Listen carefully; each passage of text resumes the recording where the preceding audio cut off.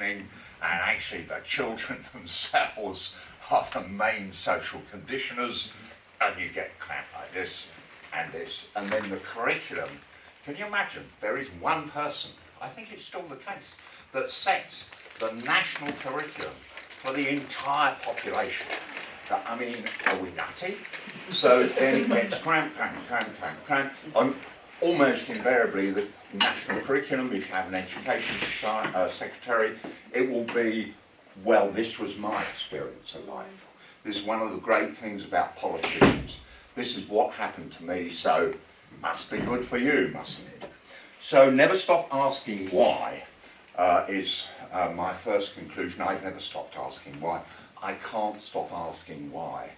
The second experience was I bowled up at Manchester Business School, which was a very different place in those days, in 1971.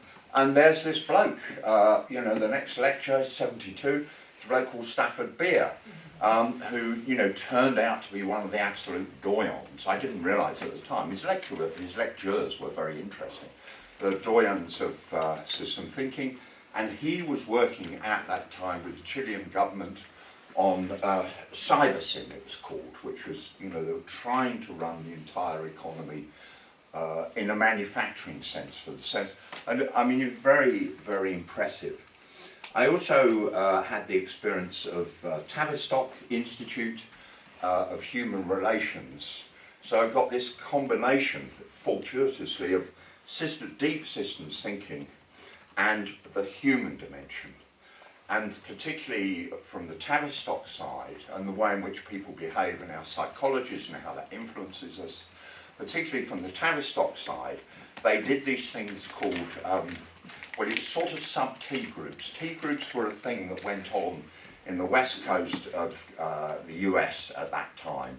It was a sort of management development program, and basically what you did was put people in a room, we were put in a room, in a circle, a bit of a briefing, authority and responsibility in organisations, and we sat there. And we sat there, and we sat there. No one said anything. We had this consultant, and eventually, after 10 minutes, and a lot of shuffling of feet and a bit of twittering, the consultant said, "This group isn't working." We all sort of jumped back and thought, oh God, what is it we're supposed to do? And it gradually unfolded that we were supposed to be exploring notions of authority and responsibility through the interactions of this group.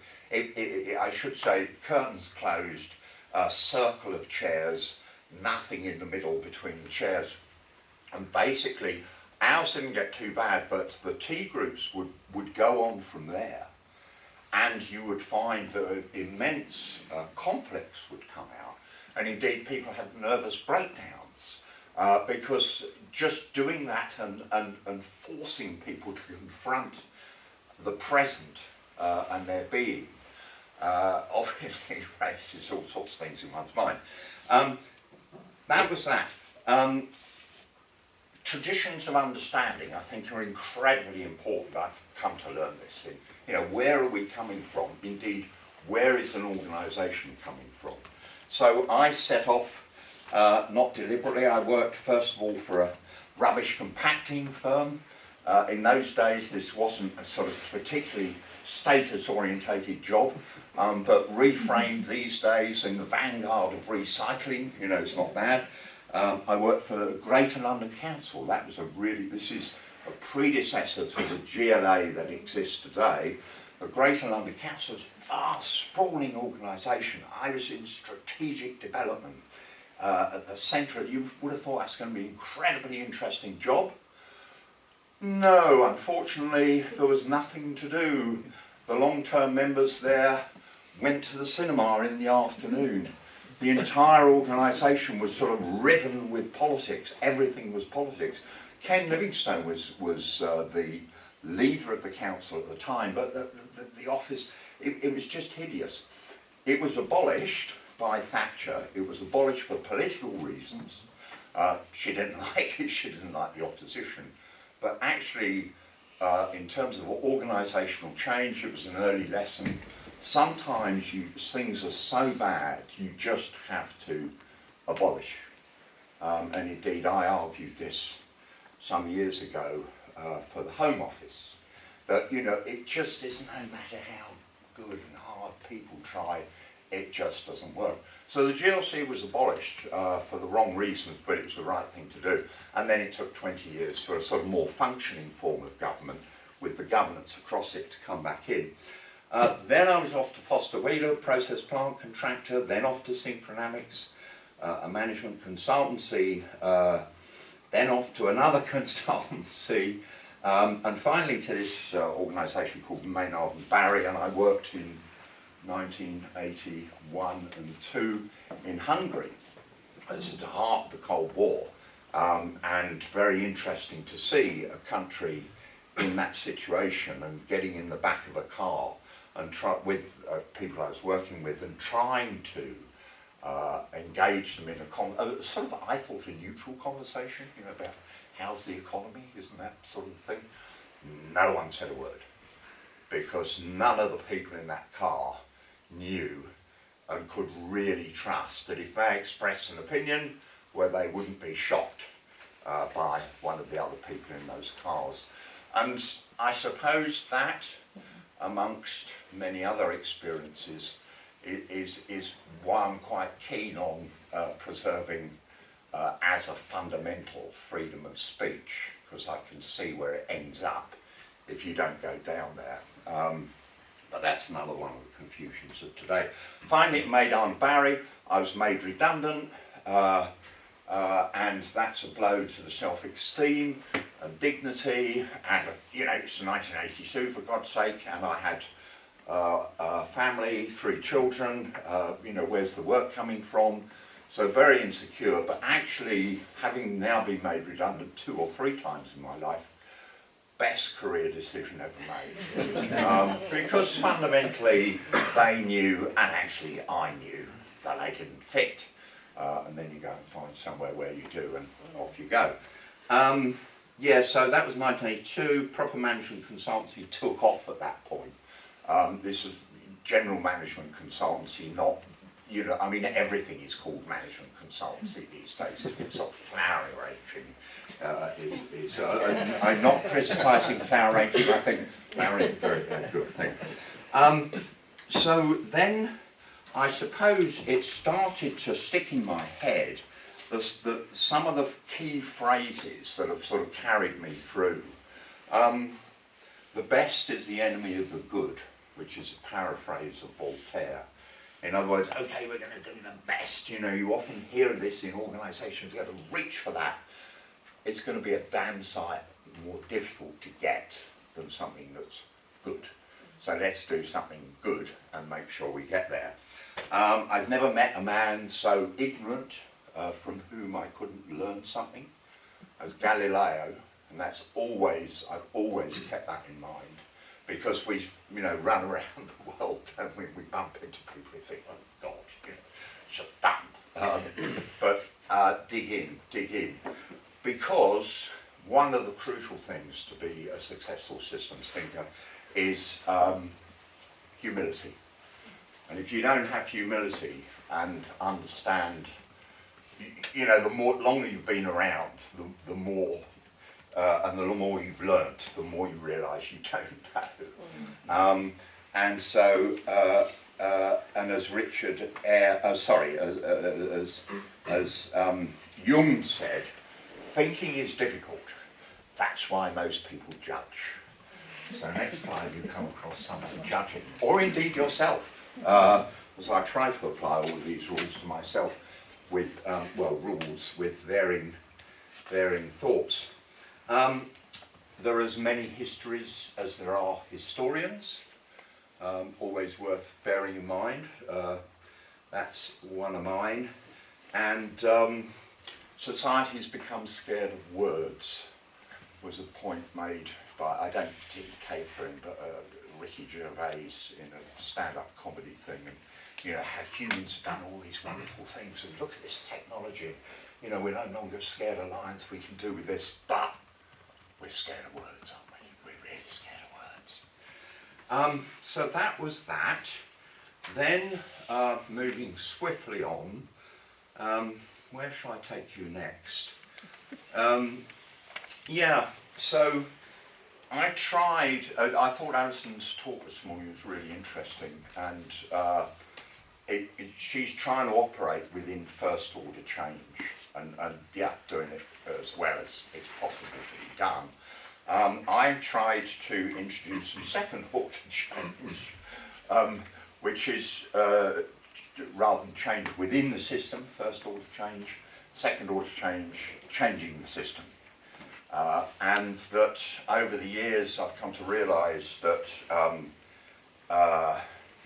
it's rather like paraphrasing Bill Clinton when he was standing for president, and he was trying to rally the troops and get them focused, and he said, "It's the economy, stupid." Yeah. So you know, just focus on that, and it's not.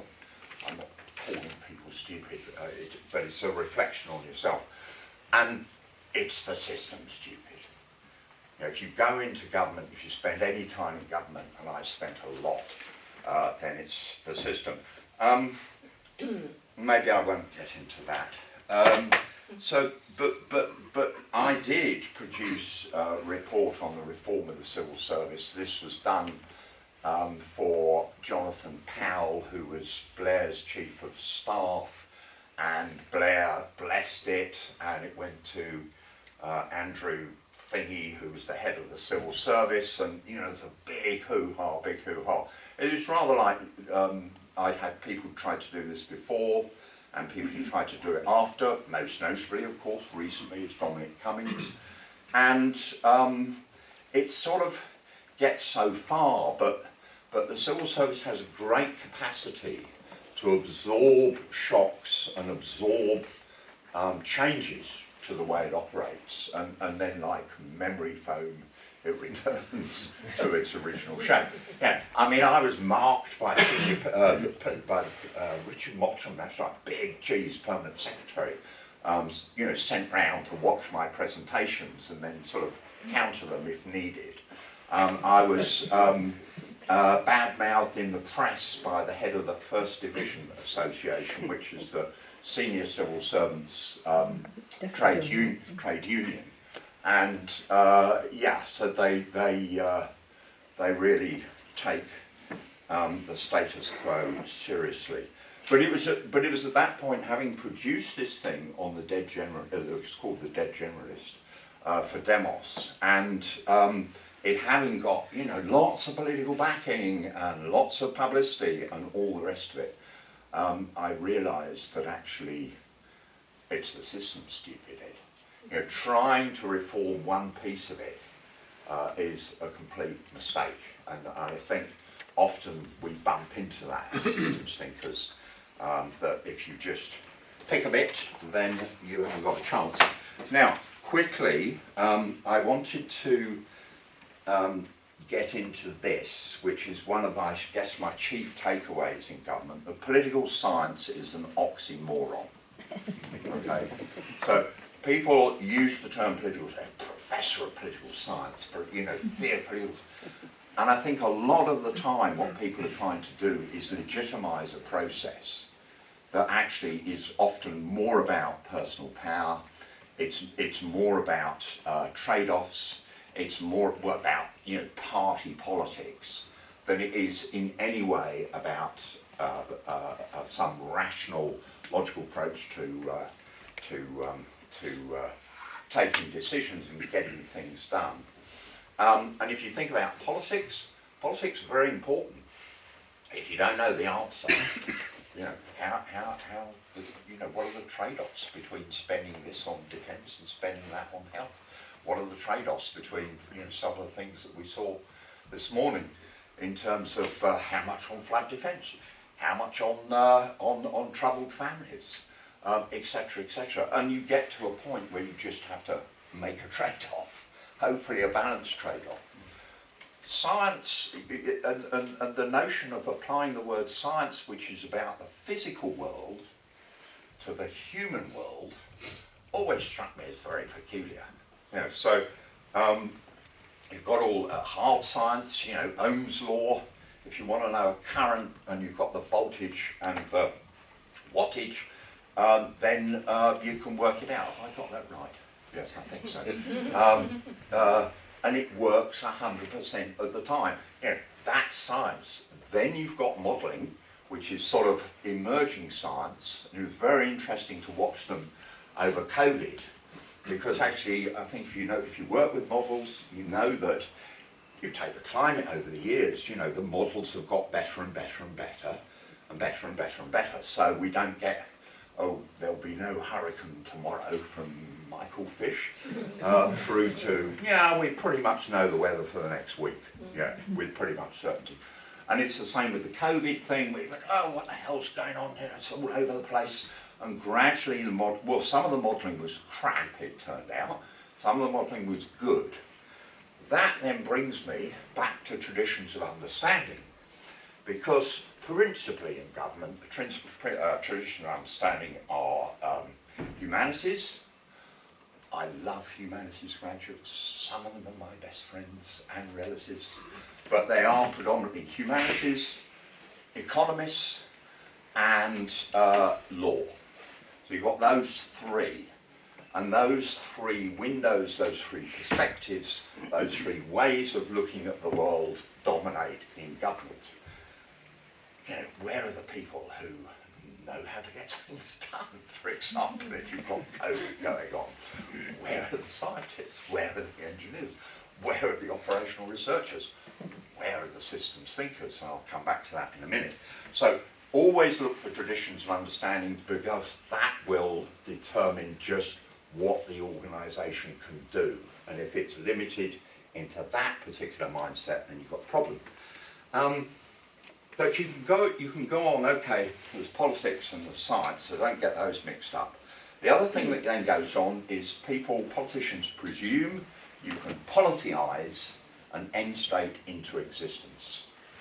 So long as we work hard enough and long enough and really don't do policy-based evidence, but evidence-based policy, and get it the best brains and all the rest of it, and we get this thing, we can policise it into existence. Every policy is an experiment. And so once you start from that point, I was really pleased to see Alison, the way she was talking about the flood stuff, and the way in which, yeah, they pushed this out, and then they monitored it, my God, and they got some feedback. And that is the big hole in government, the most enormous hole in government. The stuff is pushed out, pushed out, pushed out. 3,500 laws have been passed under the reign of the previous Queen. How many times have we gone back and said, is that working? Is it working as well as it is? It could be. It was well intentioned, but actually it just doesn't work, so we'll have to give it in. We'll have to pack up. So, yeah, every policy is an experiment. What else shall I say? Sorry, I'm just I'm conscious of the time.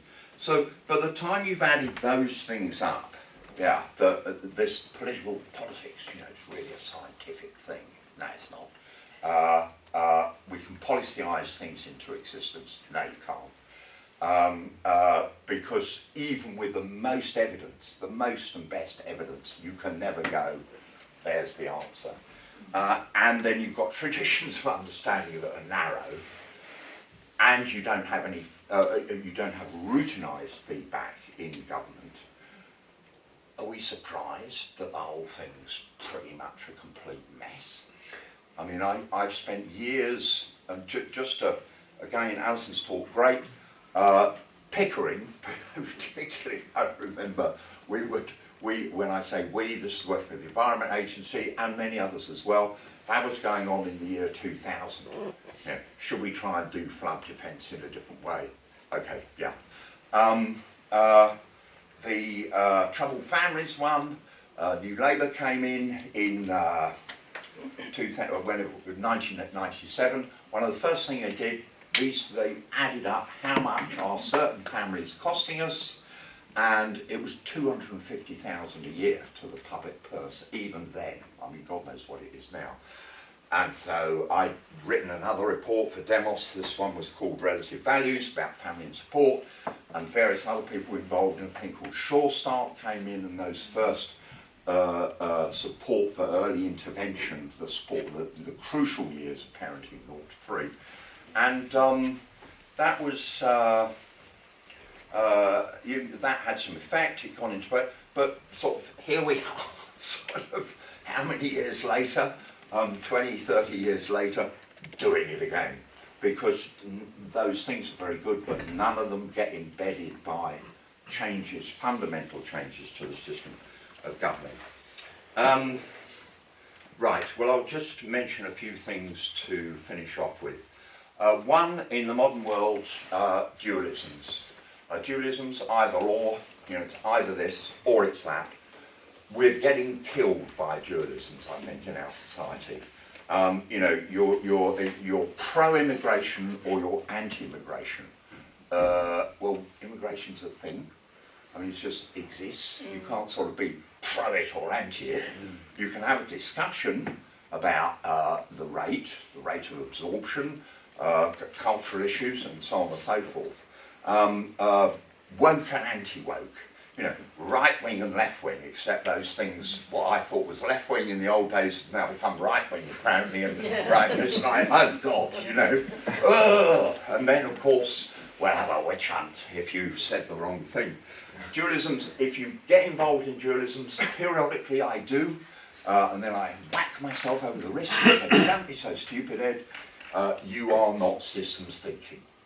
It's a complete antithesis, and if in terms of society generally, if I can encourage everyone, if I could, to abandon dualisms, but invite people to think about the complexity and the nuances in all of these very difficult and complicated issues, then please do. Bees, I'll finish on bees, I think. So 98% of bees go to the same flowers every year. I don't know who did the work to sort of check them. Yes, hello bees. 90, but very sensible. They went there last year and it worked. 2% of bees don't. They wander around and they look for different things and they go, here's a new flower over here, here's a new patch of blossom, and so on and so forth. And I sometimes think that systems thinkers are the 2%. We're the 2%. Yeah, so there's all these people doing the same old stuff, and then we're looking elsewhere. However, just so we don't dwell on that too much, that's the last point, if you take bees and flies and you put them in a bottle with open top, and you put the bottle against a window, right, so the bees are very, very intelligent. So they know the way out is where there's light. So they're drawn to the light and they stick to the bottom of the glass, and in 3 days' time they're all dead. Meantime, the flies, and in 30 seconds they're all out. This goes to prove, in management and organisation, it sometimes pays to run round like a blue-ass fly. And that complexity in terms of phrases, and I must stop, I'll leave you with. Oh, incidentally, I wrote books on that. If any of you are in government, and there's some stuff in here, that analysis and proposals that you might find useful, so do have one. Thank you.